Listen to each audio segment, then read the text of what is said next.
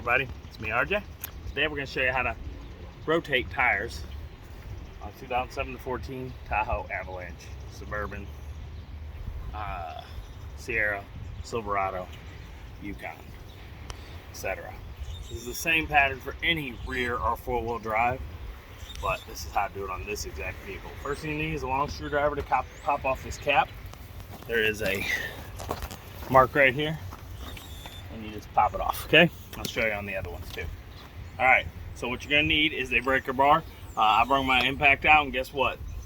I had these done last, rotated somewhere else last. They are so tight, this is not doing it. As you can see, my tires are getting close to needing to be replaced, but they are still good.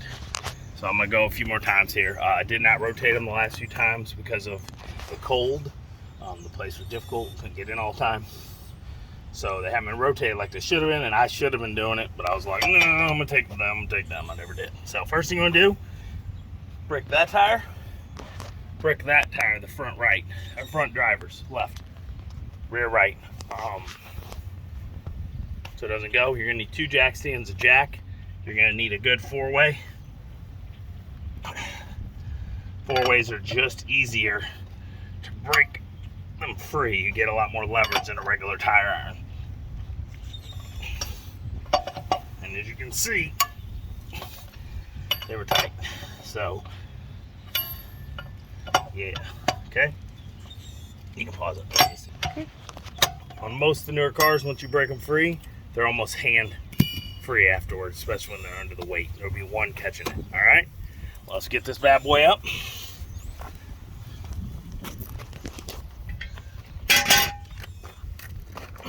Got you a good jack here. I'll put it in the link. I got it from Amazon. It's ProLift Speed Lift. It gets under cars that are real low, and it's also able to get big vehicles. Okay. All right, so with the jack right here, under that front part of the lower control arm, right on the side, front of it, past it where it's sturdy. Put your jack out here on the next frame behind it, jack stand, so you can get it. If you go too far, you'll be lifted up both sides and it'll have a problem. Just give me. Good thing for that cap is putting your lug nuts in, okay? Just remove it. This is also a good thing about a nice quality four-way. You can just, so not do as much work. Sit and rotate. Yeah, sit and rotate. My favorite pastime. Make sure you don't get too long of one. There's some bigger ones I have, then they hit the ground. You want to get a decent size though, not bitty bitty ones. This one is an Autocraft. I think I picked it up at Advanced Auto Parts 10, 12, 15 years ago, I don't know. Okay. Before you get out of here, while you have it off, is a good time to check things. My brakes, come here. Can you see in there? I can turn the light on while it's recording. Okay, see right there, see that metal piece that I'm touching? That is the wear indicator. It's pretty close. I can't even fit that through. So, but I bought new brakes, so I'm gonna do those today. I was gonna do it all in one, but I didn't want to confuse anybody. And as you can see, I know this is just flaking of the paint and stuff, but my upper control arm looks like it's about time. See the bushings on it and stuff? Look at this side. Oh. Yeah. He's a little worse, so we're gonna do that real soon, and I'll do a video on that. I already did one, I believe, on the driver's side, like 2 years ago. So you can watch that one if you want. It'll be the exact same as this, except flipped over in reverse. And just check everything for play. These are new struts at the same time that I did that control arm. I should have just done this one too, but I didn't. Look okay. These are new rotors about 2 years ago. Okay, here you go. Just check everything out since you're in there already. And now we're gonna go around back. Check your tire. As you can see, mine are wearing on the inside.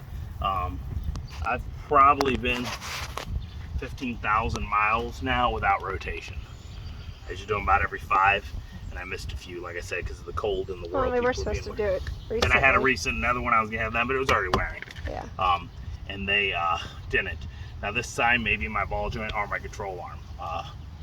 But tires just wear. These are 4 years old. They have, I believe, 60,000, 50 or 60,000 miles on them. So they're actually doing really good as long as you keep the rotation up. And I just didn't this last time because of everything that happened. Discover RTX Coopers. Sorry, my music, need to cut that. All right, so we're coming around to here. We got a jack stand, and we're gonna do the same thing. We're gonna get it up, jack it up, and this one's just gonna go straight on, okay? So, like I said, boom. And in case I don't remind you later, see that valve stem? Let you know. Make sure you put the right way valve stem, because you see there's a different pattern. If you don't, they won't match up right, okay? 22mm R78, same one.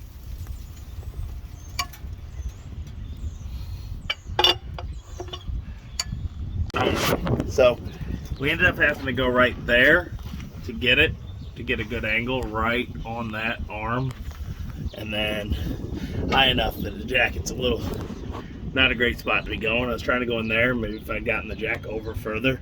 There's not a lot to grab with the jack in the way. You probably could have went on the bottom of that arm. It's for a bottle jack, it looks like, but I was worried about getting that big lock over there with this brake line next to it, okay? So if it slipped a little, it could pinch it. So find one of those spots and get it in there, and then I did that. And if you'd gone there, you maybe could have put the jack right there, the jack stand, because it was touching the tire. All right. All right. So here we go. Check my rear brakes. And they're really good showman here. See that? Your rear only does about 20% of your stopping, 80%'s up front. So these are not worn at all. They were done the same time within a month of the front. I did these first, and then I did the front, or the other way around. Okay? New rotors and pads. And those are the power stops as well, right? I'm not sure. Alright. And as you see, like I said, this is a little worn. But it's still, look, a good tread depth. This is the front. This is the front coming to the back. It's still a good tread depth. They're 4 years old. I'm definitely probably gonna replace at least these ones that came from the front this year, and I might keep those. I might do it all if I can find a good deal for all four. Again, I marked it so that I can get used to remembering which sensor it's tied to. Because in my car, that's gonna say right rear, but it's gonna be the left rear. Backwards. Put the new tire on. I'm gonna get them in there pretty good, hand tight. Get that all the way up on there. Go one. Hop across from it.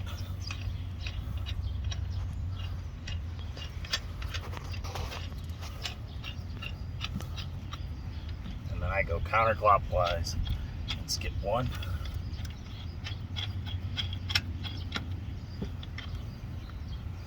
Skip one.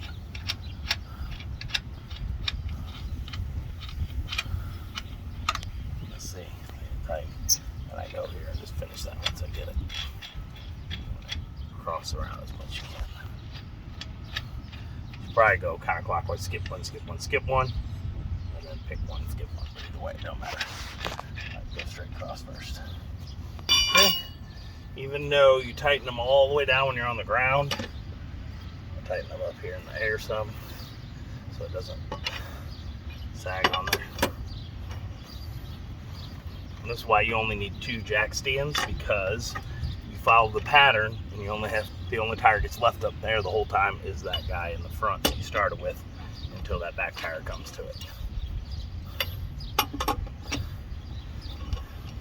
After we do this tire, we're going to take that brick and move it back here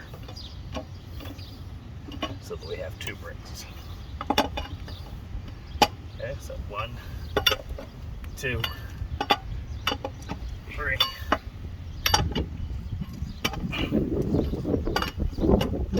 Okay, and then I'll need to tighten it down. I always just do these as hand tight. There is torque settings for lug nuts. You can find them out. Do them. I don't know what they are for here. I do have a torque wrench, but I just don't use it for this. I'll just go like this, and in a few days, anytime I've taken it off, And like a few days after driving, I check them again. Okay, we don't need him again. So, see that guy's there. Follow the pattern. Just right. Bite you.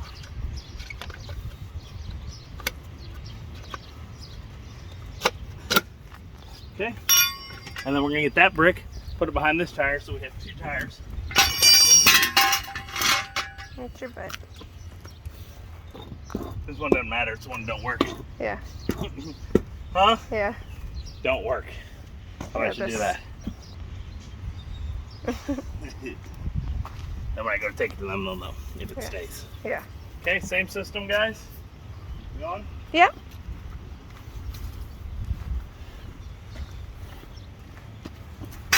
Find the mark. Screwdriver in. Pull it off. Set it out of the way. See, it obviously, whatever I have happening that's off slightly, it's been doing it for years. Look, do you see? Yeah. It could be from all turning, backing in, turning. I don't know, but look, these are a lot of miles on these tires. You can see it here, right? Yeah. It's like wear, like those had, but those just stayed there so long.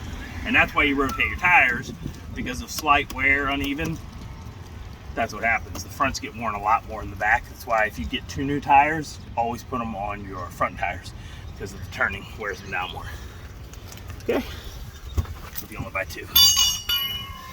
And here I'll be putting on the back though, because they're not worn. And as you can see, this tire's a lot more worn outside and in a little. Same thing. While on the ground, break them all free. Double check I got them all. I did one? Yep. And we're gonna do that same way, jacking it up in the front, putting the tire. Okay. Same thing, jack up right here, jack stand there.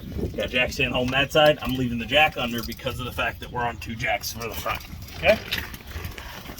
After I lowered it down to it. Okay. While you're in there, you might as well fill them up. I'm greasing everything that I see because I'm here. I'm be doing the brakes too. It's always a good time if you do this every 5,000 or 6,000 miles. That way your grease won't get too bad.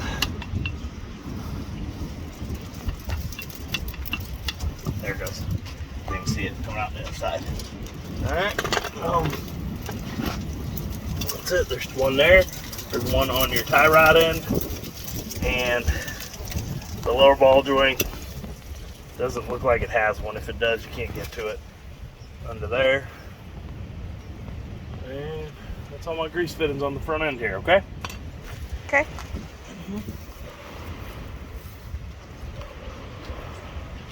Now we can check these brakes. They are, yeah, they're bad. See, can you shine a light in there so I can see it? Right here. No, you got a flashlight. Sorry, guys. Nope. No, not enough power. Hold on. There it goes. Okay, shine in there. Yeah, see it? Yeah. It's is it touching? Is that the wear indicator, or is it right here? I think it's almost touching. Okay, this one's a little worse off than that side was. It's time to replace it. Not making the noise though, as it is.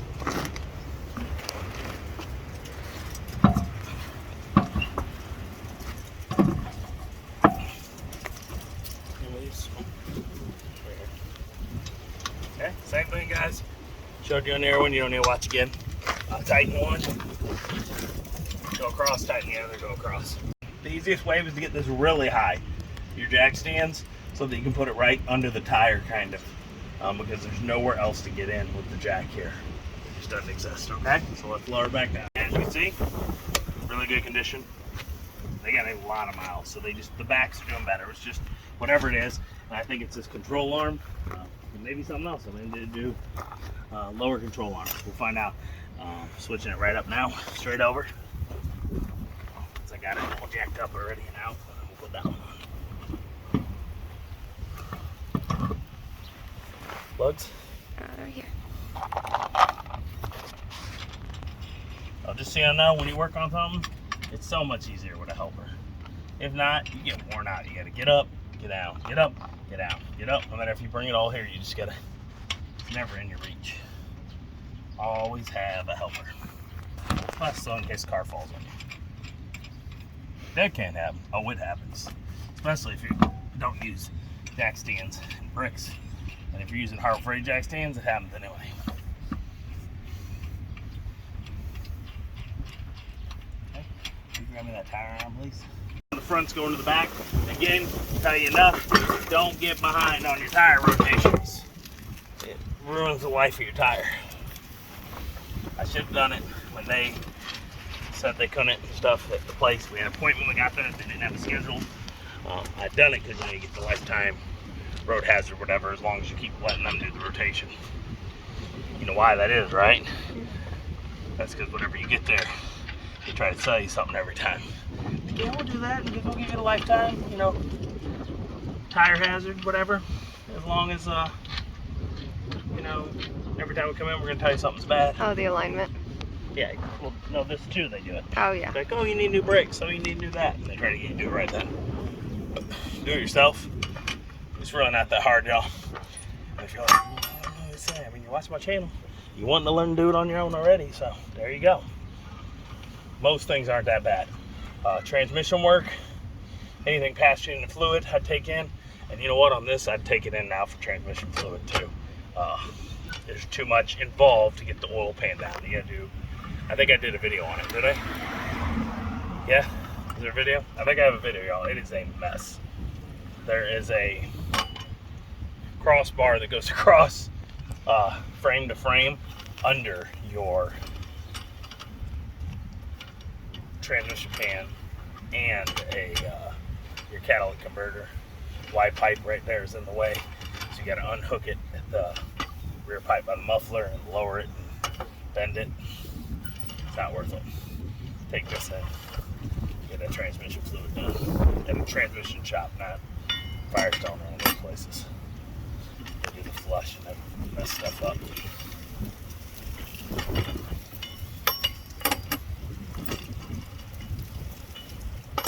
Especially with these 4L60Es, when it's junk and at 150,000 they go bad. 160, no matter what you do, they go bad. We already replaced that on there. Alright, so we're rambling, we're doing this, we're going to drop it, we're going to tighten these, we're going to drop that, we're going to tighten it. And that'll be it on this one. And you check back for the brake change, which I already have one I think, but I'm going to do it anyway. Might as well, I'm here. Help you. Help me help you. Okay, bye-bye. I'm gonna put a link to that jack, nice tire iron, some jack stands, maybe an impact and some long impacts for if you want to take those off. But you see they were so tight I couldn't have got it anyway. That's it. Maybe a grease gun. In case you need to get a grease gun. The one I got off Amazon, didn't I? It's a good grease gun. Yeah. It's a Lincoln. I'll put it on there. That's it. Get it all done. Looks way better now. And like I said, do not slack on your rotation. The tires always wear from turns and stuff in the front more than the back. And that's why you need your newer tires in the front. If you buy only 2 tires, put them in the front because they're the ones that turn. They wear more. Okay? I slacked. I really don't know what the time was. I think I might have done it once during the cold and got it done at the place. They're enough miles, they may not even give me any kind of warranty on them anyway, so I should just be doing it every 5,000 miles or more or so. Okay? You too. Damn, that's awful. It's awful. It is awful. It is. You change your oil, rotate your tires. You do your brakes, rotate your tires. You have something else you got to replace in your steering, control arm or something, rotate your tires. Okay? That it? Sound good? Okay, thanks for watching. Hope this helps. Like I said, if you have a front-wheel drive vehicle and you're watching this, you do the opposite. So you take these and you go straight back, and the ones in the back crisscross and come up front. And this we did the other way around. So you start here, take this tire to there, you then take this tire and go to there. You then take that tire straight back and bring that tire here. Okay? And rear wheel or four-wheel drives do this way, which is tire back across, that tire forward, that tire there, that tire here. You're done. So you only teach your jacks. It seems overwhelming to be like, how can I rotate my tires? You gotta have all 4 off the ground. You don't. You need 2. You need 2 blocks at least, and lock and move your blocks. And that's it. Okay? Please like, subscribe. Hope it helps during these times. As always, I'm RJ.